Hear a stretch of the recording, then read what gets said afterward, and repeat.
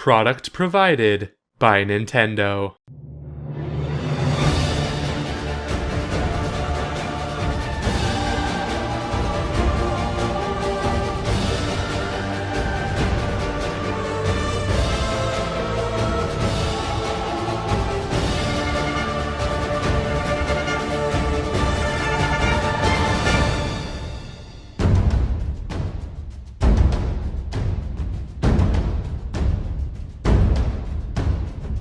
Retro Studios, a group of game developers tasked with creating Nintendo games. A rare privilege given to the likes of an American studio. After seamlessly bringing Samus Aran to 3D with the Metroid Prime trilogy, they were then asked to do the same with Donkey Kong Country, a series that hadn't seen an entry since Donkey Kong Country 3 in 1996. In 2010, Donkey Kong Country Returns was released on the Wii, bringing the 2D platforming we love into a 3D space. Sure, they didn't reinvent the wheel like they did with Metroid Prime, but they still created something that felt new and at the same time familiar.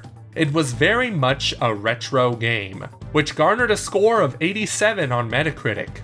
4 years later came Donkey Kong Country Tropical Freeze on the Wii U, that added new stages, characters, moves, and glorious HD graphics. Of course, the problem with that game was that it was on the Wii U, a commercial failure, so Nintendo decided to release it once again on the Nintendo Switch with a new funky mode. The Wii U version of Tropical Freeze received a Metacritic score of 83, but the Switch version currently sits at an 86, thus shortening the gap between the two games. Still, Donkey Kong Country Returns ranks higher than Tropical Freeze, but is it for a good reason? On this episode of Game vs. Game, we're going to find out with the following categories: controls, level design and presentation, gameplay, and bosses. Please note that in order to get this episode out on time, we used footage from both the Wii U and Switch versions of Tropical Freeze, mainly using the Wii U version to capture later levels of the game. Rest assured, we'll go over the differences between the two versions later on. For now, get ready to go bananas, because the battle between Donkey Kong Country Returns and Tropical Freeze is about to break out.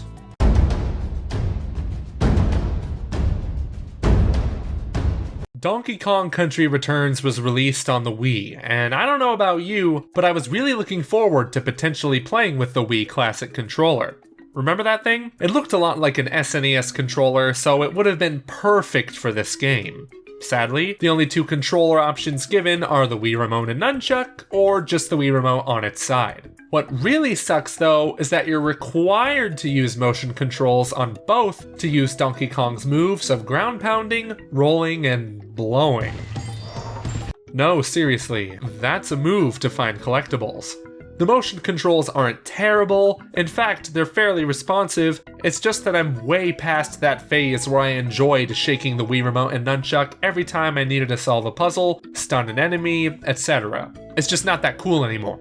Speaking of cool, Tropical Freeze gives you the option to choose between motion and standard controls. Regardless of how you feel about either, choices are always great. No matter if you're using the Pro Controller or the Joy-Cons on a grip or without, you can swap between motion or regular buttons in an instant, since they all have motion capabilities. Regardless of your controller option, both games control like a freaking dream. Donkey Kong feels very responsive, and his jumps are easy to get the hang of. It certainly helps when he has companions like Diddy Kong in both games and Dixie and Cranky Kong in Tropical Freeze. Doesn't mean the games can't be insanely hard, but we'll get to that in the gameplay section. Both titles have great platforming controls, so what it all comes down to in this category are the choices. Donkey Kong Country Returns restricts you to the two options of Wii Remote and Nunchuck, or the Wii Remote by itself, and both require you to use motion controls. Tropical Freeze, on the other hand, gives you more decisions with motion controls becoming totally optional. This makes Tropical Freeze the winner of the battle for controls.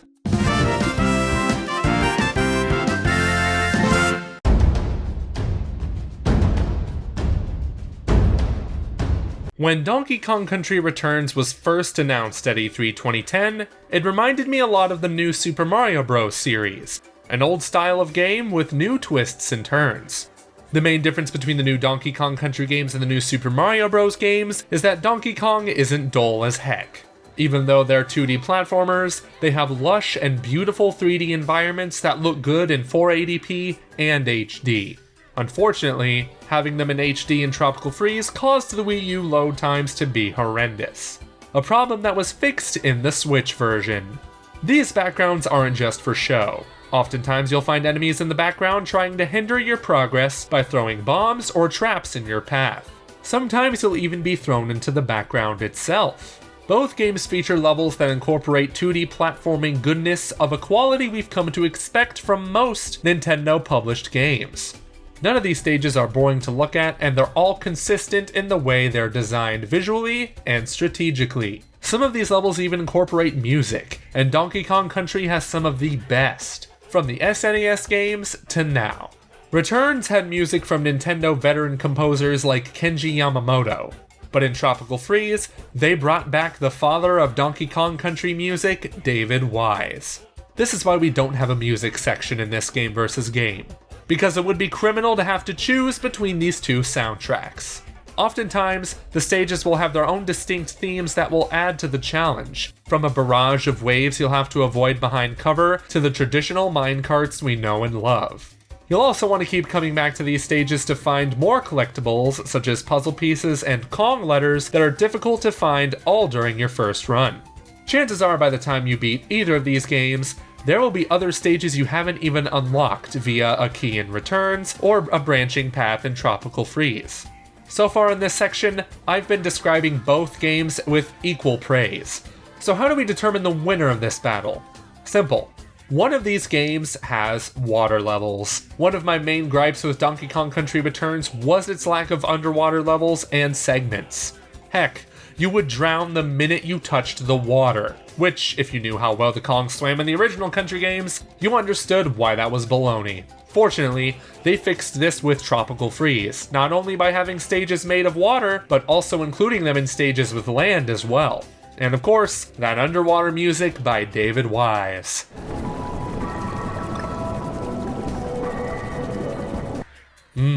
Therapeutic. There are other reasons why Tropical Freeze fares better in this category, such as taking more advantage of the 3D space, but adding a whole new layer of playability with the water just seals the deal. I'm not sorry. Donkey Kong Country Tropical Freeze wins this battle for level design and presentation.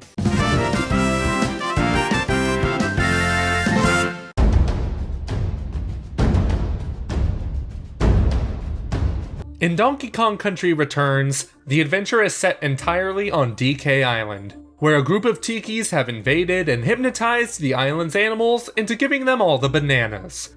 Your guess is as good as mine as to why tikis even need bananas, but this causes Donkey and Diddy Kong to go irate and get their precious bananas back. The duo go through 8 different areas throughout the island, all the way to the top of the volcano where the tikis emerged. There's even a 9th area you can unlock, which I won't spoil here, and totally didn't find out about 30 seconds ago. In Tropical Freeze, Donkey Kong is celebrating his birthday with his friends Diddy and Dixie Kong and his father Cranky Kong. That is until a group of Vikings, or as the game so eloquently calls them, snowmads, invade the island and cover it in snow, knocking back the group of Kongs a few islands over.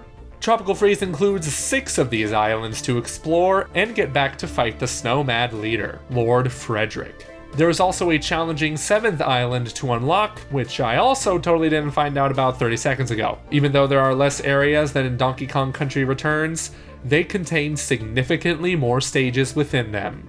Both games have a wide array of enemies, ranging from animals to the tikis and snowmads depending on the game. They don't take much strategy to defeat, as a simple jump or roll will suffice for most, but others may require multiple jumps or a ground pound stun before you can find a way to attack them back. Donkey Kong can take on this adventure by himself, but as Rob Bass used to say, it takes 2 to make a thing go right. Diddy Kong can be equipped in both games, utilizing his jetpack to hover for a short period of time, but in Tropical Freeze, you can also equip Dixie Kong and Cranky Kong. Dixie can use her ponytail to propel you up a ways and hover, and Cranky Kong can use his cane as a pogo stick, which is handy to avoid spikes and the like. The Kongs can also be controlled by a second player if you have a friend, which I don't. More sidekicks than in Returns certainly works to Tropical Freeze's advantage. But what I really want to emphasize is how both games handle difficulty. They're both relatively smooth rides in the beginning, and slowly but surely, the difficulty ramps up. I seriously can't tell you how much of the footage I've recorded for this review are just clips of me dying over and over again, especially during these awful rocket segments. You have to hold the jump button to make the rocket go up and let it go to drop down. It's so easy to lose control in these atrocious parts that it's also easy to die. It was minorly improved in Tropical Freeze to have 2 health slots instead of 1, but they're still crap. And don't even get me started on the final boss in Returns. Be sure to prepare a ton of 1-up balloons for that fight. You can buy them at Cranky Kong's shop in Returns, or Funky Kong's shop in Tropical Freeze. Wait a minute. Funky Kong? Yeah, that's right. In the Switch version, he's a playable character in his own funky mode. He's a much easier character to play as, and he's ideal for speedrunners and kids. He can't be hurt by spikes, and he can hover on his own. If you're sick of the brutal difficulty, give it a shot. We won't judge. At least I won't. Still, this is Nintendo we're talking about here, and especially during the Wii era, they had options to make games easier for those who just couldn't handle it. If you died too often in Returns, you could have a super guide fill you in on how to beat the stage and take over whenever you feel like you got it. The penalty being that you didn't keep the collectibles you gathered. Tropical Freeze doesn't include such a mode, but compensates by including more items in the shop to aid you on your quest. Also, the final boss, which I won't spoil here, isn't as hard as the one from Returns. There's even a super joint attack called Kong Pow, which turns every visible enemy on screen into items. In conclusion, Donkey Kong Country Returns and Tropical Freeze both contain excellent gameplay. It's just that Tropical Freeze has more content and, in my opinion, a better way of balancing out the difficulty without being too easy. It's for this reason that this battle goes, once again, to Tropical Freeze.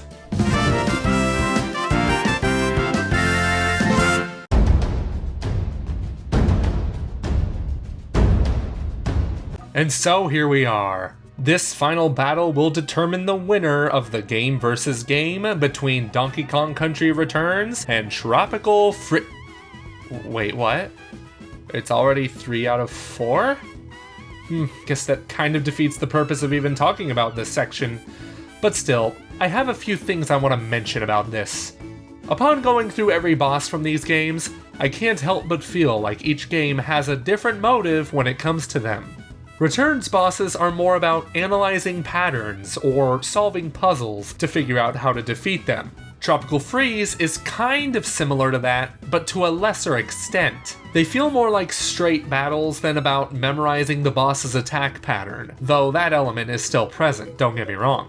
To determine which is better would all come down to a matter of preference, but I think that Returns ultimately has the most memorable battles like Mango Ruby and the Mole Miners, who can also go die in a fire. Nothing is more painful than dying halfway through that monotonous battle only to start from the beginning. Even though the victor of this entire game versus game has already been determined, we're going to give this one to Donkey Kong Country Returns, both in part for sympathy, but also because it actually deserves it.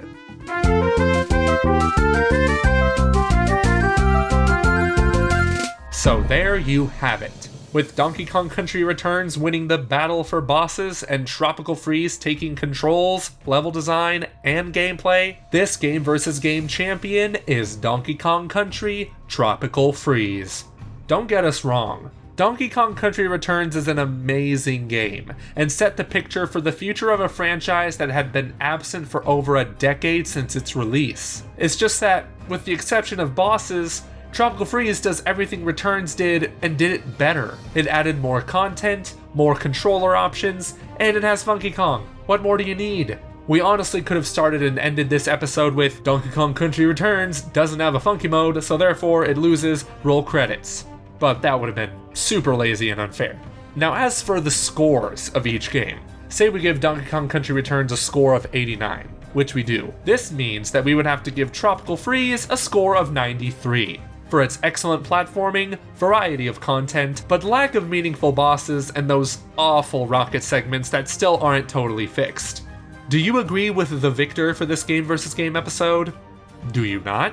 Let us know in the comments section below. And if you are new, be sure to subscribe and hit the notification bell to know when we upload another episode of Game vs. Game or any of our other Nintendo related videos. We'd also like to thank our patrons, including royal producer Kenyatta Ali, for their generous contributions to the realm. If you want to support us through financial means in exchange for some awesome perks, visit patreon.com/commonrealm. So in the meantime, girls and guys, this has been the Commonwealth Realm, and we will see you in the next one.